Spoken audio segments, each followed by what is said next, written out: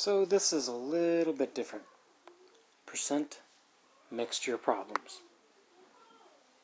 A science chemistry experiment calls for a 30% solution of copper sulfate.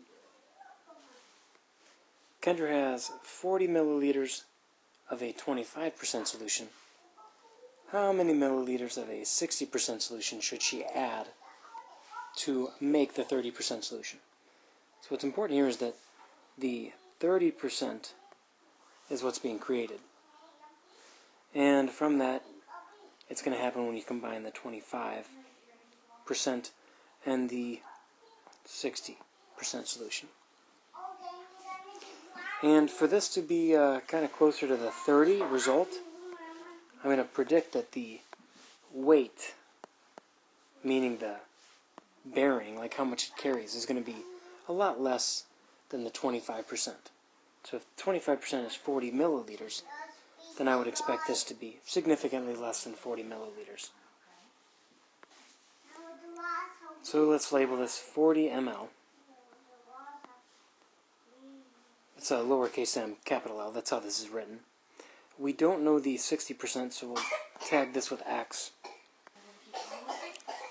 Which means that whatever the resulting volume is going to be made up of X plus 40 in milliliters.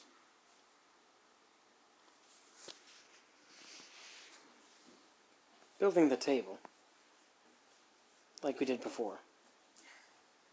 We're going to have the 25% solution.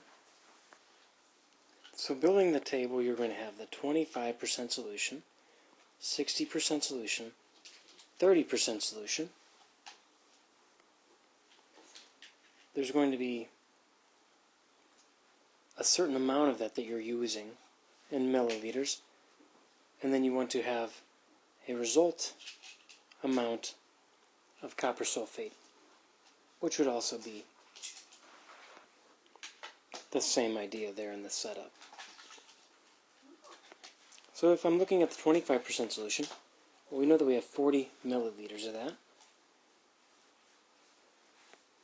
So if there's 40 milliliters of that, then we'll just do 40 times 0.25. But when we take percents of it, it's kind of nice to see the number out front. So here's 25% of 40. Moving on to the 60% solution, well, here the variable is X. And then you're going to have 60%, and I won't bother writing that 0. So yeah, 60% of X.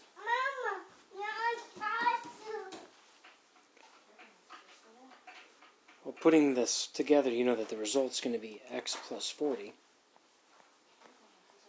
That's how many total milliliters you'll have when this is all done. Which means that you'll have a 30% solution made up of that volume of X plus 40. And when we go to set up an equation for this, you know that the resulting equation is going to come from putting those two together to get the last.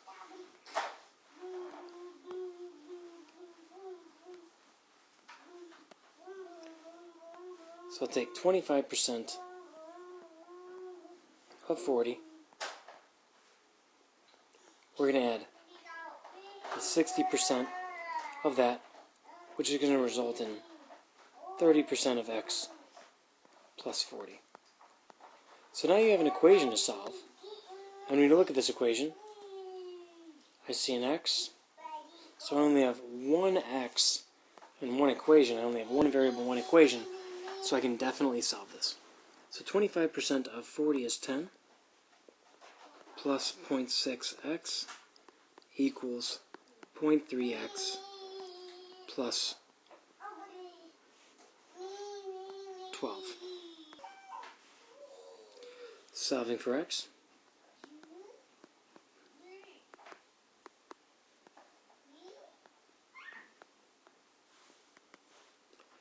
Give you 10 plus 0.3x equals 12.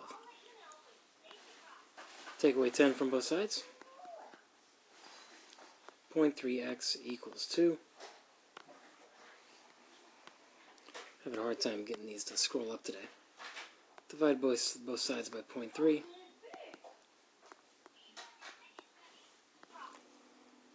So you get 6.67 rounded milliliters. And then you usually want to look back and say, well, what was I figuring this out based on? And so you see that I wrote the 30% solution, but it was actually the 60. So that tells me that I was going too quick. And it's good to make sure you get this labeled correctly. And based on my guess, I said this should be significantly less than 40 milliliters, and I'd say that 6.67 is significantly less. We will make the next one an OYO problem, and then there'll be yet another type of word problem to which we can apply these weighted averages.